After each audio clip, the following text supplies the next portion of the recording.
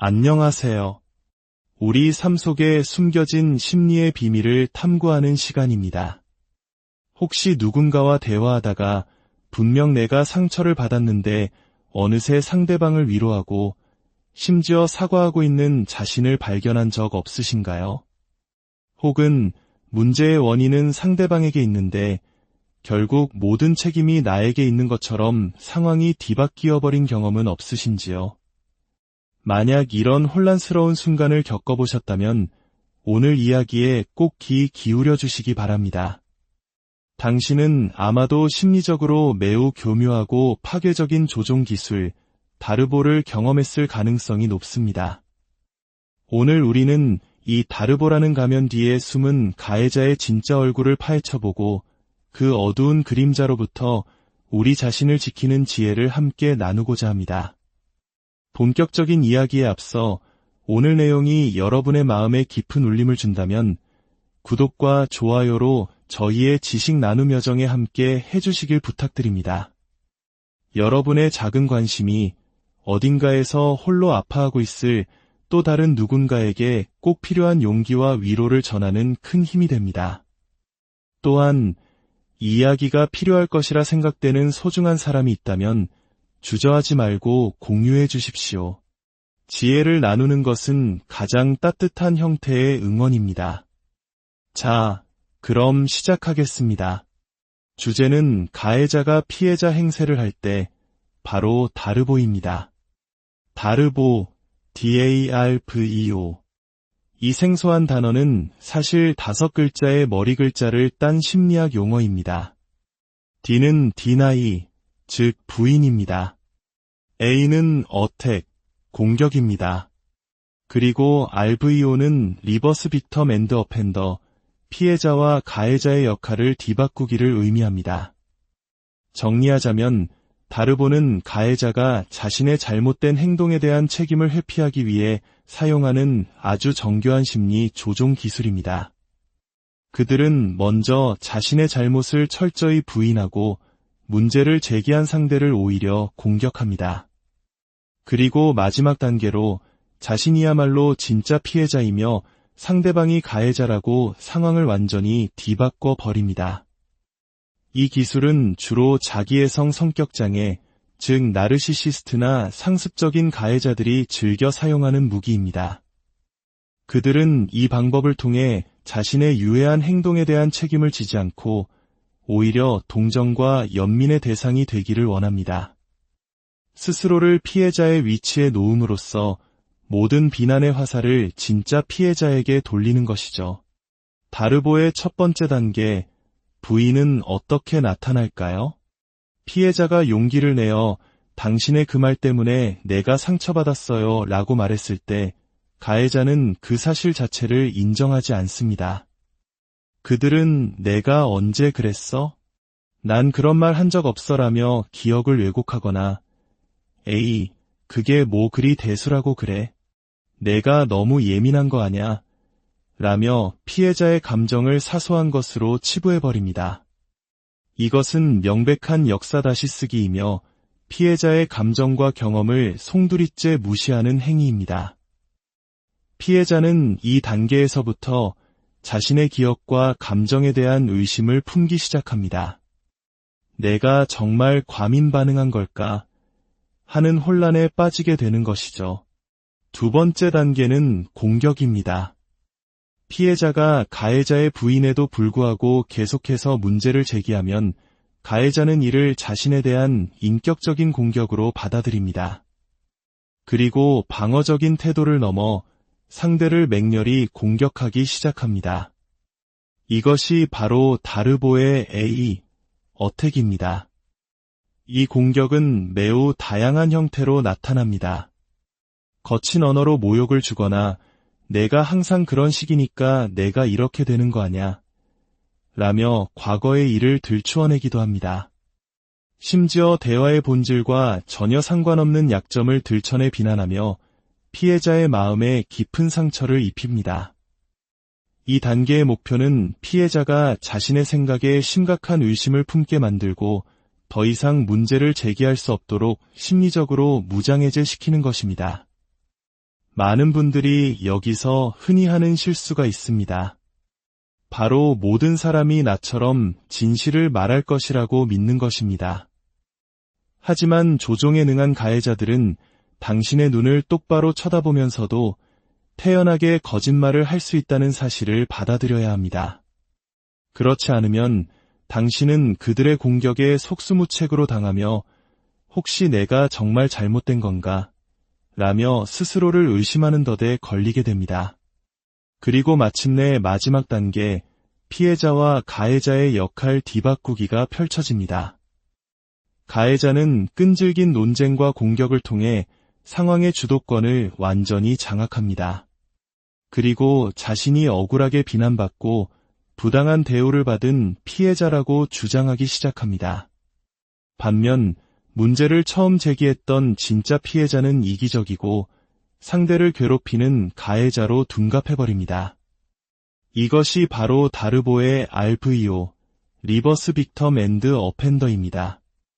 이 과정은 너무나 교묘해서 제3자가 보기에는 오히려 가해자가 침착하고 이성적으로 보이고 진짜 피해자는 감정적이고 불안정해 보이는 경우가 많습니다. 왜 그럴까요? 진짜 피해자는 자신의 경험이 부정당하고 인격이 공격받으며 이제는 가해자라는 누명까지 쓰게 된 상황 속에서 극심한 정신적 고통과 혼란을 겪기 때문입니다. 이로 인해 투쟁 도피 경직과 같은 트라우마 반응이 나타나고 겉으로 보기에는 평정심을 잃은 사람처럼 보이게 되는 것입니다. 반면 가해자는 이 모든 상황을 연기하고 있기 때문에 오히려 더 침착하고 냉정하게 보일 수 있습니다. 이 다르보라는 현상이 얼마나 심각하고 널리 퍼져 있는지 한 연구 결과를 소개해 드리겠습니다. 2023년 심리학자 제니퍼 프리드 박사가 발표한 연구에 따르면 가상의 성폭력 시나리오에서 가해자가 다르보 화법을 사용했을 때 관찰자들은 가해자를 덜 가학적이고 책임이 적으며 더 믿을 만하다고 평가했습니다. 놀랍게도 다르보를 사용하지 않은 가해자에 비해 책임이 90%나 적다고 판단했습니다. 더 충격적인 것은 다르보에 노출된 관찰자들이 오히려 피해자를 더 가학적이고 믿을 수 없다고 평가했으며 가해자를 처벌하려는 의지는 줄어들고 피해자를 처벌하려는 의지는 더 커졌다는 점입니다. 이 연구는 다르보가 단순히 개인 간의 관계를 망치는 것을 넘어 사회 전체가 피해자를 불신하고 가해자를 옹호하게 만드는, 즉 2차 가해를 유발하는 매우 효과적이고 위험한 조종술임을 명백히 보여줍니다. 그렇다면 우리 일상 속에서 다르보는 어떤 구체적인 모습으로 나타날까요? 몇 가지 흔한 유형을 살펴보겠습니다. 첫째, 과장하여 비난하기입니다. 가해자는 피해자의 사소한 말이나 행동을 엄청난 잘못인 것처럼 부풀려서 비난합니다. 예를 들어, 부부가 레스토랑에서 식사를 하고 있습니다. 아내가 우연히 마주친 아이의 학교 학부모에게 잠시 일어나 인사를 하고 자리에 돌아왔습니다. 그러자 남편은 당신은 나랑 있는 것보다 다른 사람들이랑 어울리는 걸 더 좋아하는군이라며 아내의 평범한 사교적 행동에 자신을 무시했다는 거짓 의미를 부여하며 비난합니다. 둘째, 책임 전가입니다.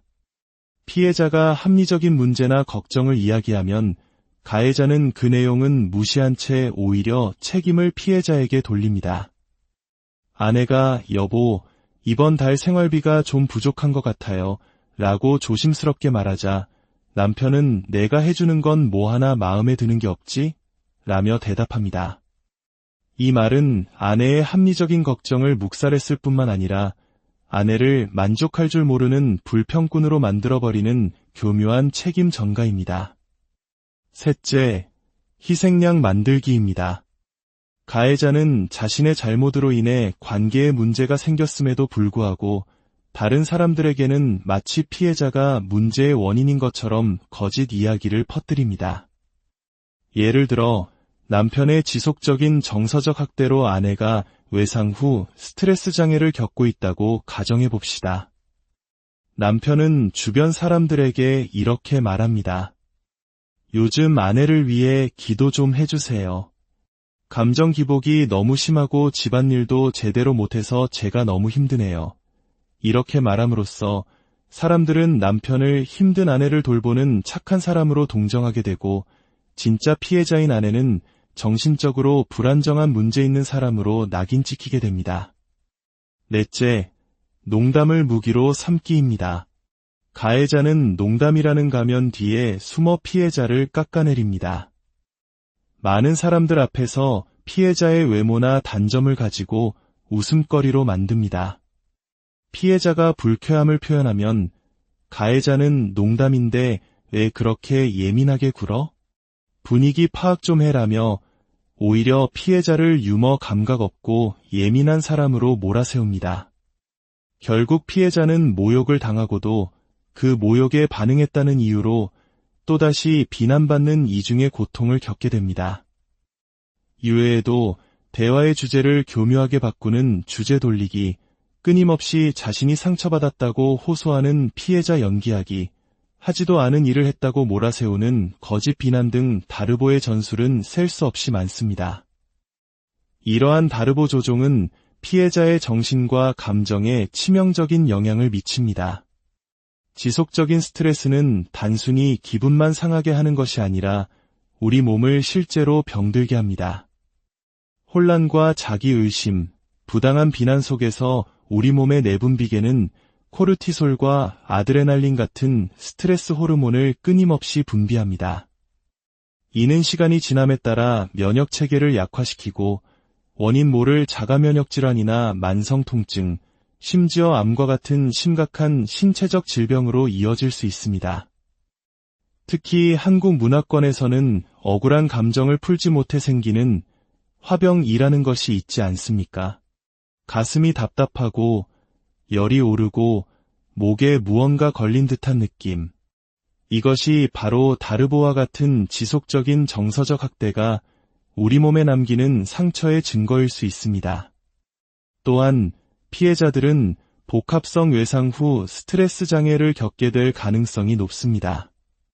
이는 단 한 번의 충격적인 사건이 아닌 지속적이고 반복적인 관계 속 트라우마로 인해 발생하는 것으로 감정 조절의 어려움, 부정적인 자아상, 대인관계의 문제 등 3전반의 깊은 후유증을 남깁니다. 그렇다면 내가 지금 다르보를 당하고 있는지 어떻게 알 수 있을까요? 당신의 몸이 보내는 신호에 귀를 기울여 보십시오. 상대방에게 나의 취약한 부분을 드러내거나 걱정을 이야기했을 때 갑자기 수치심이나 죄책감이 밀려오나요? 상대방의 말을 듣고 머릿속이 하얘지며 혼란스러워지나요? 나도 모르게 턱이 굳어지고 어깨가 뭉치고 속이 메스꺼리는 느낌이 드나요? 그것이 바로 당신의 몸이 이 상황은 위험하다고 보내는 강력한 경고 신호입니다. 우리의 몸은 인지적으로 상황을 다 파악하기 전에도 트라우마에 먼저 반응합니다. 다르보를 경험하는 것은 그 자체로 매우 충격적인 트라우마 경험이라는 사실을 절대 가볍게 여겨서는 안 됩니다. 그렇다면 이 교묘한 조종에 어떻게 대응해야 할까요? 가장 먼저 기억해야 할 것은 당신의 안전이 최우선이라는 점입니다. 만약 상대방이 과거에 신체적 폭력을 사용했거나 위협적인 행동으로 당신을 위축되게 만든다면 절대 그를 자극해서는 안 됩니다. 그럴 때는 논쟁을 멈추고 그 자리를 피하는 것이 현명합니다. 신체적 위협이 없는 상황이라면 몇 가지 대응 전략을 시도해 볼 수 있습니다. 첫째, 단호하게 그들의 말을 끊고 원래의 주제로 돌아가십시오. 제가 말한 것은 A에 대한 것이었습니다. 당신은 지금 주제를 바꾸고 있습니다. 다시 원래 주제로 돌아가서 제 걱정에 대해 답해주세요. 둘째, 그들의 행동 패턴을 명명하십시오. 이것은 제가 걱정을 이야기할 때마다 당신이 저를 비난하는 또 다른 예시군요. 제가 합리적으로 접근할 때마다 당신은 비이성적으로 변합니다. 셋째, 대화를 중단할 권리가 있음을 선언하십시오. 당신의 반응은 진실되지 않네요. 이 대화를 그만하겠습니다. 혹은 비난은 문제 해결을 방해할 뿐입니다. 비난을 멈추지 않는다면 이 대화는 의미가 없습니다. 여기서 가장 중요한 것은 기대치를 낮추는 것입니다. 이러한 행동 패턴에 깊이 빠져 있는 사람은 스스로 변하려는 의지가 없는 한 절대 변하지 않습니다. 그들이 당신의 감정적 필요를 채워주거나 당신을 이해하고 자신의 잘못을 인정할 것이라는 기대를 버려야 합니다. 그러한 기대는 인지 부조화일 뿐입니다. 현실을 있는 그대로 직시해야 합니다. 당신은 그들을 설득할 수도 변화시킬 수도 없습니다. 그들과 논쟁하려는 시도는 결국 당신을 지치고 무력하고 더 깊은 불안감에 빠뜨리는 소용돌이 속으로 걸어 들어가는 것과 같습니다. 그렇다면 그들은 왜 이런 행동을 하는 것일까요? 학자들은 크게 4가지 기둥을 이야기합니다. 첫째, 통제력입니다. 그들은 타인을 통제함으로써 안정감을 느끼고 자신의 불안을 해소합니다. 둘째, 특권의식입니다. 자신은 특별한 대우를 받을 자격이 있으며 자신의 필요가 타인의 필요보다 항상 우선되어야 한다고 믿습니다. 한국 사회의 뿌리 깊은 가부장적 문화나 갑질 문화 속에서 이러한 특권의식은 쉽게 발견됩니다. 셋째, 이미지 관리입니다. 그들은 내면이 매우 불안정하기 때문에 타인에게 인정받고 좋은 사람으로 보이기 위해 가면을 쓰고 연기하는 데 많은 에너지를 쏟습니다. 넷째, 낮은 감성 지능입니다. 그들은 자신의 감정을 이해하고 다루는 데 서툴고 타인의 감정에는 더욱 불편함을 느낍니다. 공감 능력의 부재는 그들의 핵심적인 특징 중 하나입니다. 많은 피해자분들이 이렇게 질문합니다. 혹시 제가 진짜 가해자는 아닐까요? 만약 당신이 스스로 내가 가해자는 아닐까? 라고 자문하고 있다면 당신은 가해자가 아닐 가능성이 매우 높습니다. 진짜 가해자들은 자기 성찰을 하지 않기 때문입니다. 그들은 자신의 잘못을 인정하지 않고 공감 능력이 없으며 끊임없이 남을 탓합니다. 당신이 그들의 학대에 분노하고 소리치며 반응했을 수는 있습니다. 하지만 그것은 반응적 학대일 뿐 상황을 통제하고 억압하려는 가해자의 근본적인 동기와는 전혀 다릅니다. 당신은 목소리를 내기 위해 싸웠던 것입니다. 또 다른 질문은 어떻게 하면 스스로를 가스라이팅하는 것을 멈출 수 있을까요? 입니다. 우리가 스스로를 의심하고 가해자의 논리를 받아들이게 되는 것은 우리의 자존감이 낮기 때문일 수 있습니다. 어릴 적 부모님으로부터 감정을 존중받고 지지받고 격려받은 경험이 부족하다면 우리는 성인이 되어서도 자신의 판단을 신뢰하지 못하고 타인의 비난에 쉽게 흔들리게 됩니다. 나의 감정이 틀렸다고, 내가 부족하다고 믿게 되는 것입니다. 이것이 바로 잘못된 믿음 체계에 깊이 뿌리 내린 자기 가스라이팅입니다.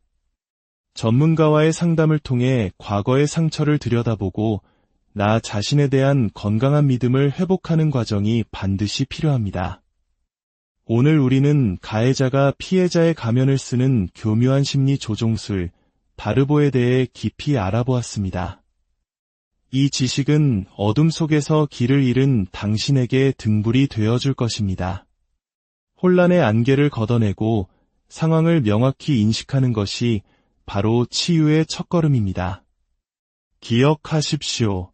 당신이 겪은 혼란과 고통은 결코 당신의 잘못이 아닙니다. 당신은 예민하거나 부족하거나 문제가 있는 사람이 아닙니다. 당신은 그저 교묘한 심리적 학대의 피해자였을 뿐입니다. 이제 그만 자신을 탓하고 당신의 감정과 경험을 온전히 믿어주십시오. 당신의 몸이 보내는 신호를 신뢰하십시오. 그리고 건강하지 않은 관계의 소용돌이에서 벗어나 당신의 목소리를 되찾을 시간을 스스로에게 허락하십시오. 당신은 존중받고 사랑받을 자격이 충분한 소중한 존재입니다. 오늘 이야기가 당신의 삶에 작은 빛이 되었기를 바랍니다. 안녕하세요. 우리 삶 속에 숨겨진 심리의 비밀을 탐구하는 시간입니다. 혹시 누군가와 대화하다가 분명 내가 상처를 받았는데 어느새 상대방을 위로하고 심지어 사과하고 있는 자신을 발견한 적 없으신가요? 혹은 문제의 원인은 상대방에게 있는데 결국 모든 책임이 나에게 있는 것처럼 상황이 뒤바뀌어버린 경험은 없으신지요? 만약 이런 혼란스러운 순간을 겪어보셨다면 오늘 이야기에 꼭 귀 기울여 주시기 바랍니다. 당신은 아마도 심리적으로 매우 교묘하고 파괴적인 조종 기술, 다르보를 경험했을 가능성이 높습니다. 오늘 우리는 이 다르보라는 가면 뒤에 숨은 가해자의 진짜 얼굴을 파헤쳐보고 그 어두운 그림자로부터 우리 자신을 지키는 지혜를 함께 나누고자 합니다. 본격적인 이야기에 앞서 오늘 내용이 여러분의 마음에 깊은 울림을 준다면 구독과 좋아요로 저희의 지식 나눔 여정에 함께 해주시길 부탁드립니다. 여러분의 작은 관심이 어딘가에서 홀로 아파하고 있을 또 다른 누군가에게 꼭 필요한 용기와 위로를 전하는 큰 힘이 됩니다. 또한 이 이야기가 필요할 것이라 생각되는 소중한 사람이 있다면 주저하지 말고 공유해 주십시오. 지혜를 나누는 것은 가장 따뜻한 형태의 응원입니다. 자, 그럼 시작하겠습니다. 주제는 가해자가 피해자 행세를 할 때 바로 다르보입니다. 다르보, DARVO. 이 생소한 단어는 사실 5글자의 머리 글자를 딴 심리학 용어입니다. D는 deny, 즉 부인입니다. A는 attack, 공격입니다. 그리고 RVO는 reverse victim and offender, 피해자와 가해자의 역할을 뒤바꾸기를 의미합니다.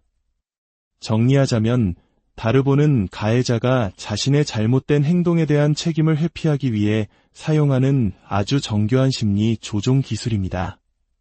그들은 먼저 자신의 잘못을 철저히 부인하고 문제를 제기한 상대를 오히려 공격합니다.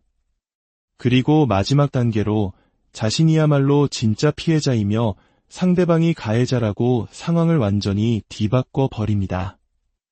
이 기술은 주로 자기애성 성격장애, 즉 나르시시스트나 상습적인 가해자들이 즐겨 사용하는 무기입니다.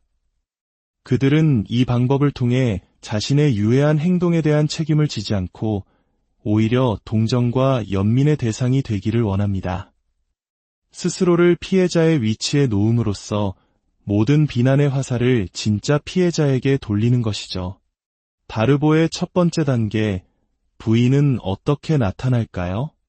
피해자가 용기를 내어 당신의 그 말 때문에 내가 상처받았어요 라고 말했을 때 가해자는 그 사실 자체를 인정하지 않습니다. 그들은 내가 언제 그랬어? 난 그런 말 한 적 없어 라며 기억을 왜곡하거나 에이, 그게 뭐 그리 대수라고 그래? 내가 너무 예민한 거 아냐? 라며 피해자의 감정을 사소한 것으로 치부해버립니다. 이것은 명백한 역사 다시 쓰기이며 피해자의 감정과 경험을 송두리째 무시하는 행위입니다. 피해자는 이 단계에서부터 자신의 기억과 감정에 대한 의심을 품기 시작합니다. 내가 정말 과민 반응한 걸까? 하는 혼란에 빠지게 되는 것이죠. 두 번째 단계는 공격입니다. 피해자가 가해자의 부인에도 불구하고 계속해서 문제를 제기하면 가해자는 이를 자신에 대한 인격적인 공격으로 받아들입니다. 그리고 방어적인 태도를 넘어 상대를 맹렬히 공격하기 시작합니다. 이것이 바로 다르보의 A, 어택입니다. 이 공격은 매우 다양한 형태로 나타납니다. 거친 언어로 모욕을 주거나 내가 항상 그런 식이니까 내가 이렇게 되는 거 아냐? 라며 과거의 일을 들추어내기도 합니다. 심지어 대화의 본질과 전혀 상관없는 약점을 들춰내 비난하며 피해자의 마음에 깊은 상처를 입힙니다. 이 단계의 목표는 피해자가 자신의 생각에 심각한 의심을 품게 만들고 더 이상 문제를 제기할 수 없도록 심리적으로 무장해제시키는 것입니다. 많은 분들이 여기서 흔히 하는 실수가 있습니다. 바로 모든 사람이 나처럼 진실을 말할 것이라고 믿는 것입니다. 하지만 조종에 능한 가해자들은 당신의 눈을 똑바로 쳐다보면서도 태연하게 거짓말을 할 수 있다는 사실을 받아들여야 합니다. 그렇지 않으면 당신은 그들의 공격에 속수무책으로 당하며 혹시 내가 정말 잘못된 건가? 라며 스스로를 의심하는 덫에 걸리게 됩니다. 그리고 마침내 마지막 단계, 피해자와 가해자의 역할 뒤바꾸기가 펼쳐집니다. 가해자는 끈질긴 논쟁과 공격을 통해 상황의 주도권을 완전히 장악합니다. 그리고 자신이 억울하게 비난받고 부당한 대우를 받은 피해자라고 주장하기 시작합니다. 반면 문제를 처음 제기했던 진짜 피해자는 이기적이고 상대를 괴롭히는 가해자로 둔갑해버립니다. 이것이 바로 다르보의 RVO, 리버스 빅텀 앤드 어펜더입니다. 이 과정은 너무나 교묘해서 제3자가 보기에는 오히려 가해자가 침착하고 이성적으로 보이고 진짜 피해자는 감정적이고 불안정해 보이는 경우가 많습니다. 왜 그럴까요? 진짜 피해자는 자신의 경험이 부정당하고 인격이 공격받으며 이제는 가해자라는 누명까지 쓰게 된 상황 속에서 극심한 정신적 고통과 혼란을 겪기 때문입니다. 이로 인해 투쟁 도피 경직과 같은 트라우마 반응이 나타나고 겉으로 보기에는 평정심을 잃은 사람처럼 보이게 되는 것입니다. 반면 가해자는 이 모든 상황을 연기하고 있기 때문에 오히려 더 침착하고 냉정하게 보일 수 있습니다.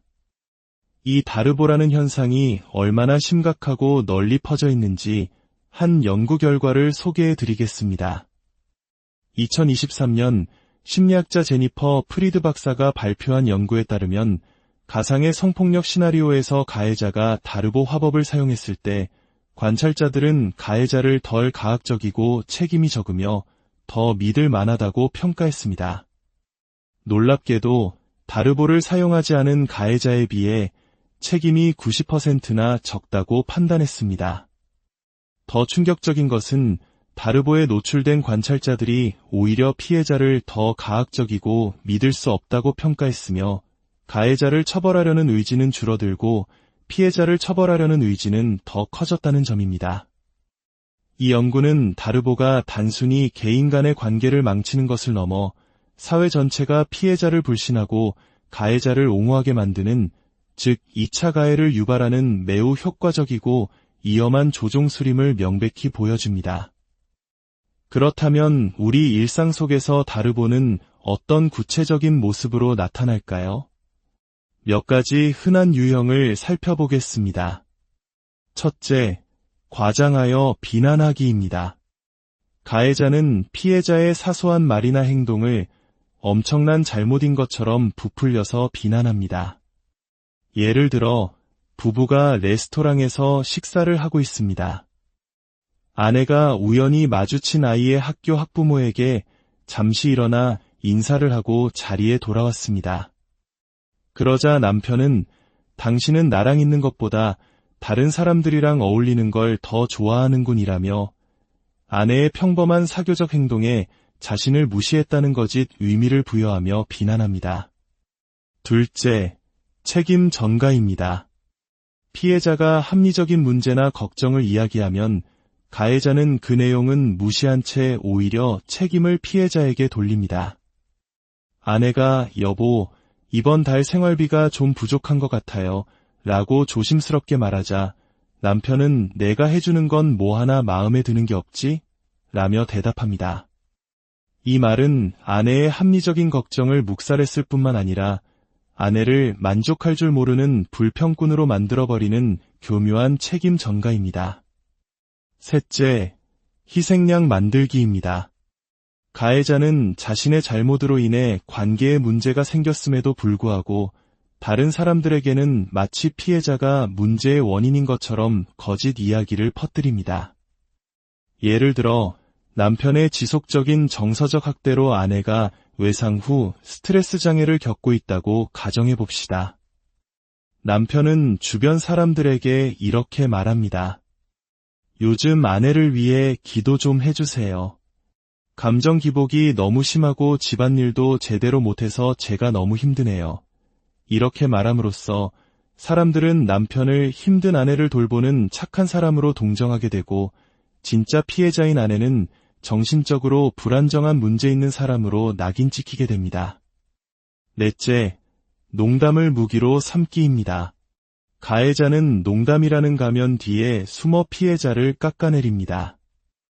많은 사람들 앞에서 피해자의 외모나 단점을 가지고 웃음거리로 만듭니다.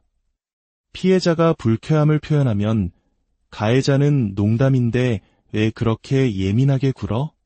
분위기 파악 좀 해라며 오히려 피해자를 유머 감각 없고 예민한 사람으로 몰아세웁니다. 결국 피해자는 모욕을 당하고도 그 모욕에 반응했다는 이유로 또다시 비난받는 이중의 고통을 겪게 됩니다.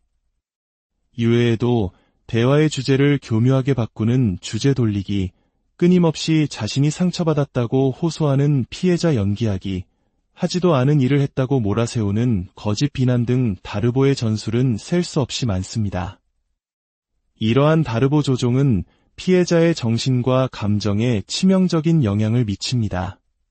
지속적인 스트레스는 단순히 기분만 상하게 하는 것이 아니라 우리 몸을 실제로 병들게 합니다. 혼란과 자기의심, 부당한 비난 속에서 우리 몸의 내분비계는 코르티솔과 아드레날린 같은 스트레스 호르몬을 끊임없이 분비합니다. 이는 시간이 지남에 따라 면역 체계를 약화시키고 원인 모를 자가면역 질환이나 만성 통증, 심지어 암과 같은 심각한 신체적 질병으로 이어질 수 있습니다.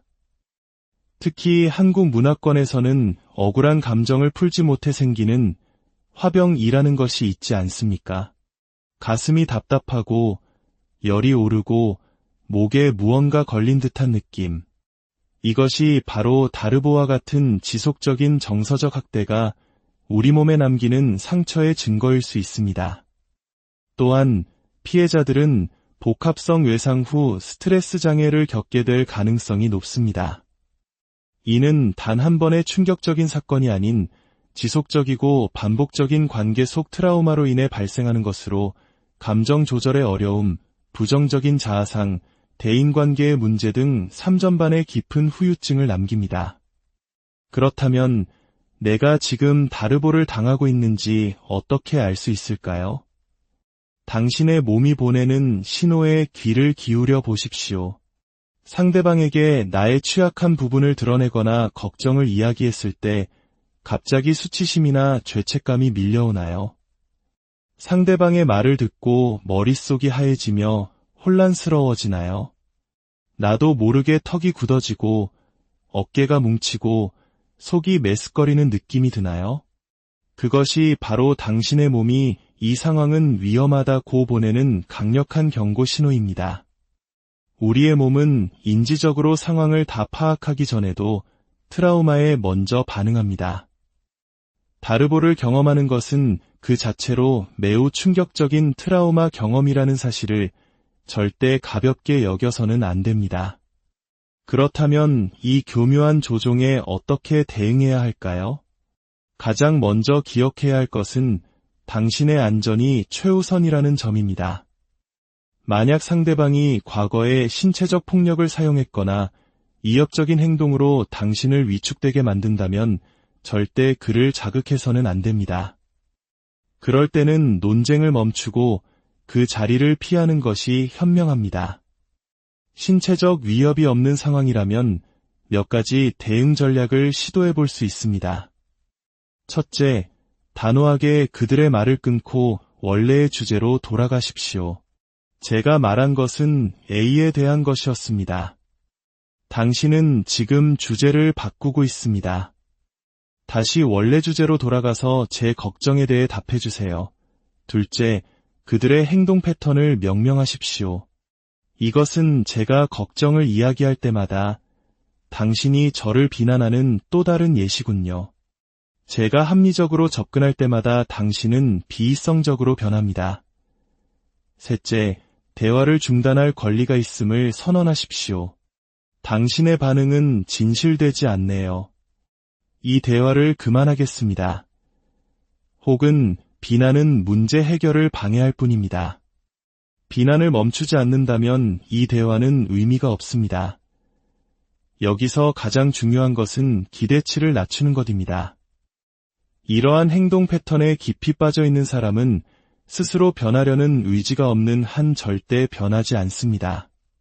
그들이 당신의 감정적 필요를 채워주거나 당신을 이해하고 자신의 잘못을 인정할 것이라는 기대를 버려야 합니다. 그러한 기대는 인지 부조화일 뿐입니다. 현실을 있는 그대로 직시해야 합니다. 당신은 그들을 설득할 수도 변화시킬 수도 없습니다. 그들과 논쟁하려는 시도는 결국 당신을 지치고 무력하고 더 깊은 불안감에 빠뜨리는 소용돌이 속으로 걸어 들어가는 것과 같습니다. 그렇다면 그들은 왜 이런 행동을 하는 것일까요? 학자들은 크게 4가지 기둥을 이야기합니다. 첫째, 통제력입니다. 그들은 타인을 통제함으로써 안정감을 느끼고 자신의 불안을 해소합니다. 둘째, 특권의식입니다. 자신은 특별한 대우를 받을 자격이 있으며 자신의 필요가 타인의 필요보다 항상 우선되어야 한다고 믿습니다. 한국 사회의 뿌리 깊은 가부장적 문화나 갑질 문화 속에서 이러한 특권의식은 쉽게 발견됩니다. 셋째, 이미지 관리입니다. 그들은 내면이 매우 불안정하기 때문에 타인에게 인정받고 좋은 사람으로 보이기 위해 가면을 쓰고 연기하는 데 많은 에너지를 쏟습니다. 넷째, 낮은 감성 지능입니다. 그들은 자신의 감정을 이해하고 다루는 데 서툴고 타인의 감정에는 더욱 불편함을 느낍니다. 공감 능력의 부재는 그들의 핵심적인 특징 중 하나입니다. 많은 피해자분들이 이렇게 질문합니다. 혹시 제가 진짜 가해자는 아닐까요? 만약 당신이 스스로 내가 가해자는 아닐까? 라고 자문하고 있다면 당신은 가해자가 아닐 가능성이 매우 높습니다. 진짜 가해자들은 자기 성찰을 하지 않기 때문입니다. 그들은 자신의 잘못을 인정하지 않고 공감 능력이 없으며 끊임없이 남을 탓합니다. 당신이 그들의 학대에 분노하고 소리치며 반응했을 수는 있습니다. 하지만 그것은 반응적 학대일 뿐 상황을 통제하고 억압하려는 가해자의 근본적인 동기와는 전혀 다릅니다. 당신은 목소리를 내기 위해 싸웠던 것입니다. 또 다른 질문은 어떻게 하면 스스로를 가스라이팅하는 것을 멈출 수 있을까요? 입니다. 우리가 스스로를 의심하고 가해자의 논리를 받아들이게 되는 것은 우리의 자존감이 낮기 때문일 수 있습니다. 어릴 적 부모님으로부터 감정을 존중받고 지지받고 격려받은 경험이 부족하다면 우리는 성인이 되어서도 자신의 판단을 신뢰하지 못하고 타인의 비난에 쉽게 흔들리게 됩니다. 나의 감정이 틀렸다고, 내가 부족하다고 믿게 되는 것입니다. 이것이 바로 잘못된 믿음 체계에 깊이 뿌리내린 자기 가스라이팅입니다. 전문가와의 상담을 통해 과거의 상처를 들여다보고 나 자신에 대한 건강한 믿음을 회복하는 과정이 반드시 필요합니다. 오늘 우리는 가해자가 피해자의 가면을 쓰는 교묘한 심리 조종술, 바르보에 대해 깊이 알아보았습니다. 이 지식은 어둠 속에서 길을 잃은 당신에게 등불이 되어줄 것입니다. 혼란의 안개를 걷어내고 상황을 명확히 인식하는 것이 바로 치유의 첫걸음입니다. 기억하십시오. 당신이 겪은 혼란과 고통은 결코 당신의 잘못이 아닙니다. 당신은 예민하거나 부족하거나 문제가 있는 사람이 아닙니다. 당신은 그저 교묘한 심리적 학대의 피해자였을 뿐입니다. 이제 그만 자신을 탓하고 당신의 감정과 경험을 온전히 믿어주십시오. 당신의 몸이 보내는 신호를 신뢰하십시오. 그리고 건강하지 않은 관계의 소용돌이에서 벗어나 당신의 목소리를 되찾을 시간을 스스로에게 허락하십시오. 당신은 존중받고 사랑받을 자격이 충분한 소중한 존재입니다. 오늘 이야기가 당신의 삶의 작은 빛이 되었기를 바랍니다. 안녕하세요. 우리 삶 속에 숨겨진 심리의 비밀을 탐구하는 시간입니다. 혹시 누군가와 대화하다가 분명 내가 상처를 받았는데 어느새 상대방을 위로하고 심지어 사과하고 있는 자신을 발견한 적 없으신가요? 혹은 문제의 원인은 상대방에게 있는데 결국 모든 책임이 나에게 있는 것처럼 상황이 뒤바뀌어버린 경험은 없으신지요? 만약 이런 혼란스러운 순간을 겪어보셨다면 오늘 이야기에 꼭 귀 기울여 주시기 바랍니다. 당신은 아마도 심리적으로 매우 교묘하고 파괴적인 조종 기술, 다르보를 경험했을 가능성이 높습니다. 오늘 우리는 이 다르보라는 가면 뒤에 숨은 가해자의 진짜 얼굴을 파헤쳐보고 그 어두운 그림자로부터 우리 자신을 지키는 지혜를 함께 나누고자 합니다. 본격적인 이야기에 앞서 오늘 내용이 여러분의 마음에 깊은 울림을 준다면 구독과 좋아요로 저희의 지식 나눔 여정에 함께 해주시길 부탁드립니다. 여러분의 작은 관심이 어딘가에서 홀로 아파하고 있을 또 다른 누군가에게 꼭 필요한 용기와 위로를 전하는 큰 힘이 됩니다. 또한 이 이야기가 필요할 것이라 생각되는 소중한 사람이 있다면 주저하지 말고 공유해 주십시오. 지혜를 나누는 것은 가장 따뜻한 형태의 응원입니다. 자, 그럼 시작하겠습니다. 주제는 가해자가 피해자 행세를 할 때 바로 다르보입니다. 다르보, DARVEO. 이 생소한 단어는 사실 5글자의 머리 글자를 딴 심리학 용어입니다. D는 deny, 즉 부인입니다. A는 attack, 공격입니다. 그리고 RVO는 reverse victim and offender, 피해자와 가해자의 역할을 뒤바꾸기를 의미합니다. 정리하자면 다르보는 가해자가 자신의 잘못된 행동에 대한 책임을 회피하기 위해 사용하는 아주 정교한 심리 조종 기술입니다. 그들은 먼저 자신의 잘못을 철저히 부인하고 문제를 제기한 상대를 오히려 공격합니다. 그리고 마지막 단계로 자신이야말로 진짜 피해자이며 상대방이 가해자라고 상황을 완전히 뒤바꿔 버립니다.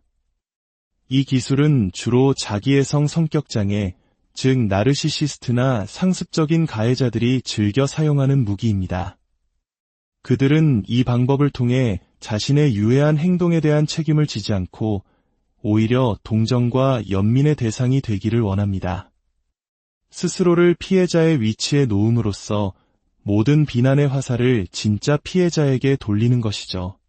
다르보의 첫 번째 단계, 부인은 어떻게 나타날까요? 피해자가 용기를 내어 당신의 그 말 때문에 내가 상처받았어요 라고 말했을 때 가해자는 그 사실 자체를 인정하지 않습니다. 그들은 내가 언제 그랬어? 난 그런 말 한 적 없어 라며 기억을 왜곡하거나 에이, 그게 뭐 그리 대수라고 그래? 내가 너무 예민한 거 아냐? 라며 피해자의 감정을 사소한 것으로 치부해버립니다. 이것은 명백한 역사 다시 쓰기이며 피해자의 감정과 경험을 송두리째 무시하는 행위입니다. 피해자는 이 단계에서부터 자신의 기억과 감정에 대한 의심을 품기 시작합니다. 내가 정말 과민 반응한 걸까? 하는 혼란에 빠지게 되는 것이죠. 두 번째 단계는 공격입니다. 피해자가 가해자의 부인에도 불구하고 계속해서 문제를 제기하면 가해자는 이를 자신에 대한 인격적인 공격으로 받아들입니다. 그리고 방어적인 태도를 넘어 상대를 맹렬히 공격하기 시작합니다. 이것이 바로 다르보의 A, 어택입니다.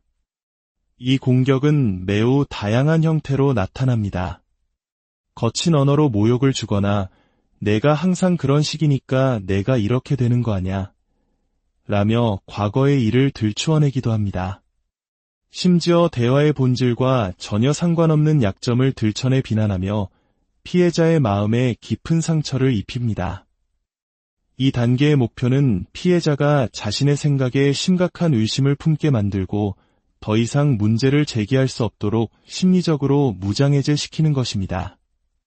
많은 분들이 여기서 흔히 하는 실수가 있습니다.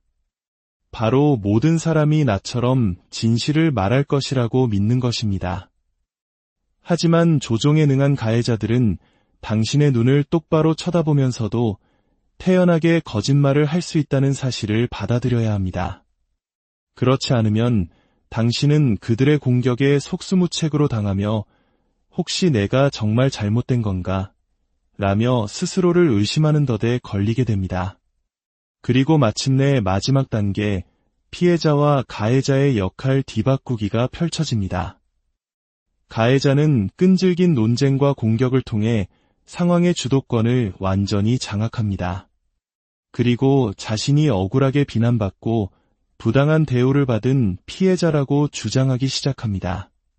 반면 문제를 처음 제기했던 진짜 피해자는 이기적이고 상대를 괴롭히는 가해자로 둔갑해버립니다. 이것이 바로 다르보의 RVO, 리버스 빅텀 앤드 어펜더입니다. 이 과정은 너무나 교묘해서 제3자가 보기에는 오히려 가해자가 침착하고 이성적으로 보이고 진짜 피해자는 감정적이고 불안정해 보이는 경우가 많습니다. 왜 그럴까요?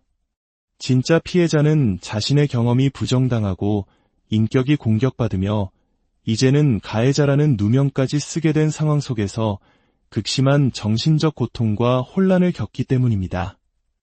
이로 인해 투쟁 도피 경직과 같은 트라우마 반응이 나타나고 겉으로 보기에는 평정심을 잃은 사람처럼 보이게 되는 것입니다. 반면 가해자는 이 모든 상황을 연기하고 있기 때문에 오히려 더 침착하고 냉정하게 보일 수 있습니다. 이 다르보라는 현상이 얼마나 심각하고 널리 퍼져 있는지 한 연구 결과를 소개해 드리겠습니다.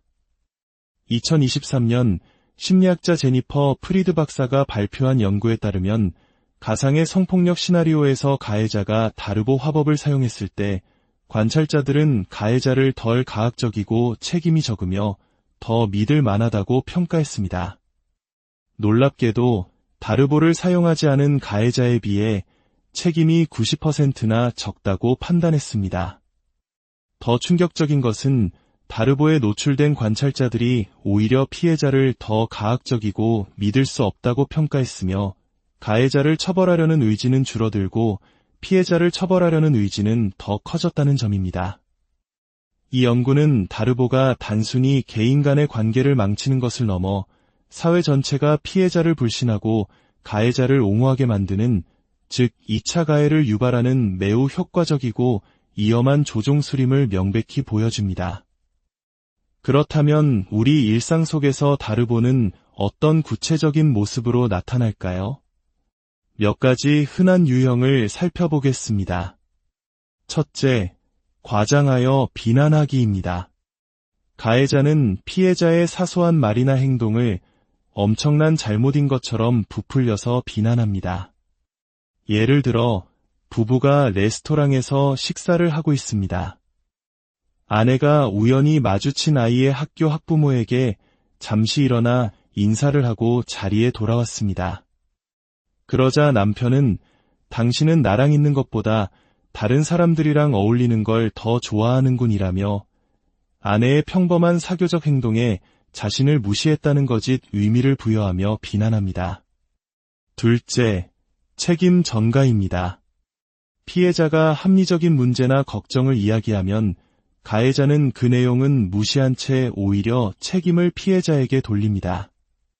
아내가 여보, 이번 달 생활비가 좀 부족한 것 같아요 라고 조심스럽게 말하자 남편은 내가 해주는 건 뭐 하나 마음에 드는 게 없지?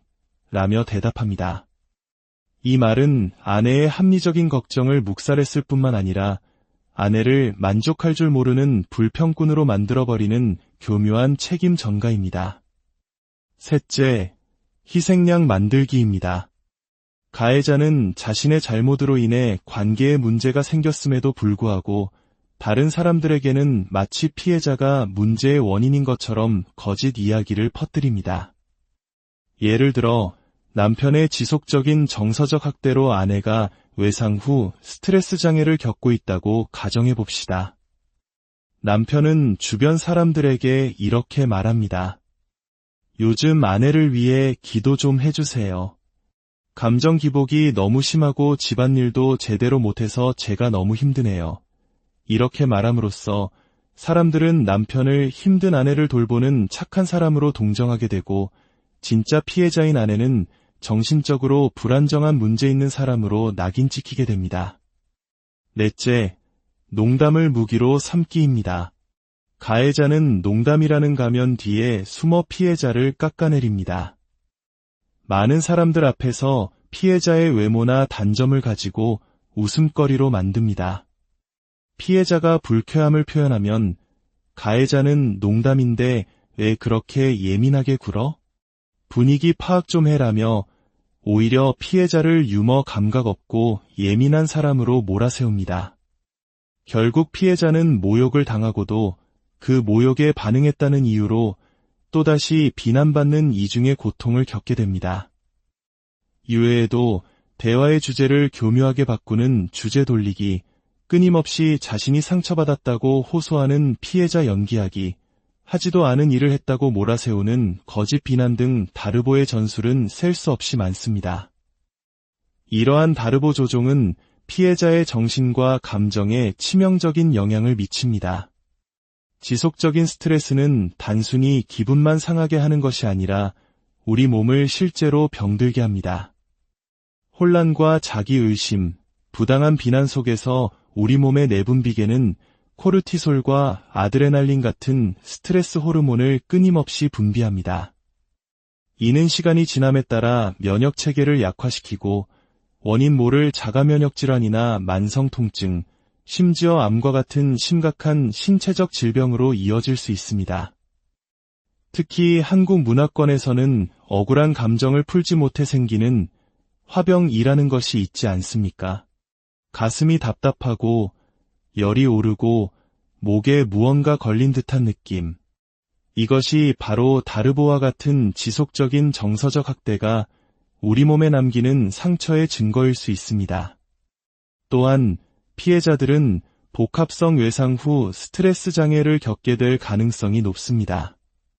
이는 단 한 번의 충격적인 사건이 아닌 지속적이고 반복적인 관계 속 트라우마로 인해 발생하는 것으로 감정 조절의 어려움, 부정적인 자아상, 대인관계의 문제 등 3전반의 깊은 후유증을 남깁니다. 그렇다면 내가 지금 다르보를 당하고 있는지 어떻게 알 수 있을까요? 당신의 몸이 보내는 신호에 귀를 기울여 보십시오. 상대방에게 나의 취약한 부분을 드러내거나 걱정을 이야기했을 때 갑자기 수치심이나 죄책감이 밀려오나요? 상대방의 말을 듣고 머릿속이 하얘지며 혼란스러워지나요? 나도 모르게 턱이 굳어지고 어깨가 뭉치고 속이 메스꺼리는 느낌이 드나요? 그것이 바로 당신의 몸이 이 상황은 위험하다고 보내는 강력한 경고 신호입니다. 우리의 몸은 인지적으로 상황을 다 파악하기 전에도 트라우마에 먼저 반응합니다. 다르보를 경험하는 것은 그 자체로 매우 충격적인 트라우마 경험이라는 사실을 절대 가볍게 여겨서는 안 됩니다. 그렇다면 이 교묘한 조종에 어떻게 대응해야 할까요? 가장 먼저 기억해야 할 것은 당신의 안전이 최우선이라는 점입니다. 만약 상대방이 과거에 신체적 폭력을 사용했거나 위협적인 행동으로 당신을 위축되게 만든다면 절대 그를 자극해서는 안 됩니다. 그럴 때는 논쟁을 멈추고 그 자리를 피하는 것이 현명합니다. 신체적 위협이 없는 상황이라면 몇 가지 대응 전략을 시도해 볼 수 있습니다. 첫째, 단호하게 그들의 말을 끊고 원래의 주제로 돌아가십시오. 제가 말한 것은 A에 대한 것이었습니다. 당신은 지금 주제를 바꾸고 있습니다. 다시 원래 주제로 돌아가서 제 걱정에 대해 답해주세요. 둘째, 그들의 행동 패턴을 명명하십시오. 이것은 제가 걱정을 이야기할 때마다 당신이 저를 비난하는 또 다른 예시군요. 제가 합리적으로 접근할 때마다 당신은 비이성적으로 변합니다. 셋째, 대화를 중단할 권리가 있음을 선언하십시오. 당신의 반응은 진실되지 않네요. 이 대화를 그만하겠습니다. 혹은 비난은 문제 해결을 방해할 뿐입니다. 비난을 멈추지 않는다면 이 대화는 의미가 없습니다. 여기서 가장 중요한 것은 기대치를 낮추는 것입니다. 이러한 행동 패턴에 깊이 빠져 있는 사람은 스스로 변하려는 의지가 없는 한 절대 변하지 않습니다. 그들이 당신의 감정적 필요를 채워주거나 당신을 이해하고 자신의 잘못을 인정할 것이라는 기대를 버려야 합니다. 그러한 기대는 인지 부조화일 뿐입니다. 현실을 있는 그대로 직시해야 합니다. 당신은 그들을 설득할 수도 변화시킬 수도 없습니다. 그들과 논쟁하려는 시도는 결국 당신을 지치고 무력하고 더 깊은 불안감에 빠뜨리는 소용돌이 속으로 걸어 들어가는 것과 같습니다. 그렇다면 그들은 왜 이런 행동을 하는 것일까요? 학자들은 크게 4가지 기둥을 이야기합니다. 첫째, 통제력입니다. 그들은 타인을 통제함으로써 안정감을 느끼고 자신의 불안을 해소합니다.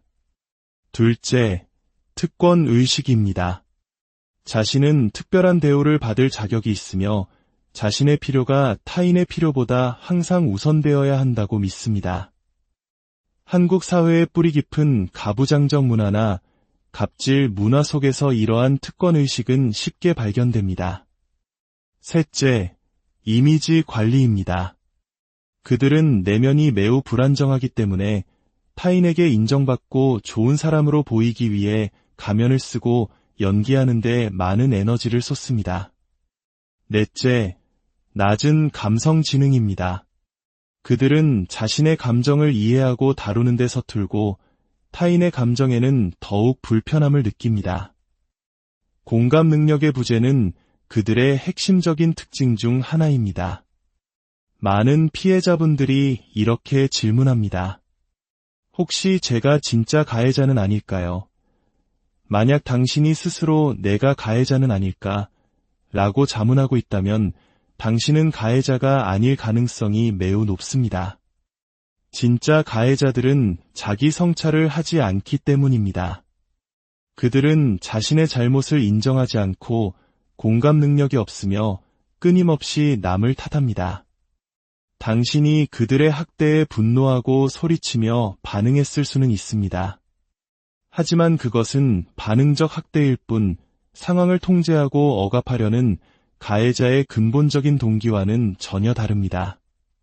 당신은 목소리를 내기 위해 싸웠던 것입니다. 또 다른 질문은 어떻게 하면 스스로를 가스라이팅하는 것을 멈출 수 있을까요? 입니다. 우리가 스스로를 의심하고 가해자의 논리를 받아들이게 되는 것은 우리의 자존감이 낮기 때문일 수 있습니다. 어릴 적 부모님으로부터 감정을 존중받고 지지받고 격려받은 경험이 부족하다면 우리는 성인이 되어서도 자신의 판단을 신뢰하지 못하고 타인의 비난에 쉽게 흔들리게 됩니다. 나의 감정이 틀렸다고, 내가 부족하다고 믿게 되는 것입니다. 이것이 바로 잘못된 믿음 체계에 깊이 뿌리내린 자기 가스라이팅입니다. 전문가와의 상담을 통해 과거의 상처를 들여다보고 나 자신에 대한 건강한 믿음을 회복하는 과정이 반드시 필요합니다. 오늘 우리는 가해자가 피해자의 가면을 쓰는 교묘한 심리 조종술, 다르보에 대해 깊이 알아보았습니다. 이 지식은 어둠 속에서 길을 잃은 당신에게 등불이 되어줄 것입니다. 혼란의 안개를 걷어내고 상황을 명확히 인식하는 것이 바로 치유의 첫걸음입니다. 기억하십시오.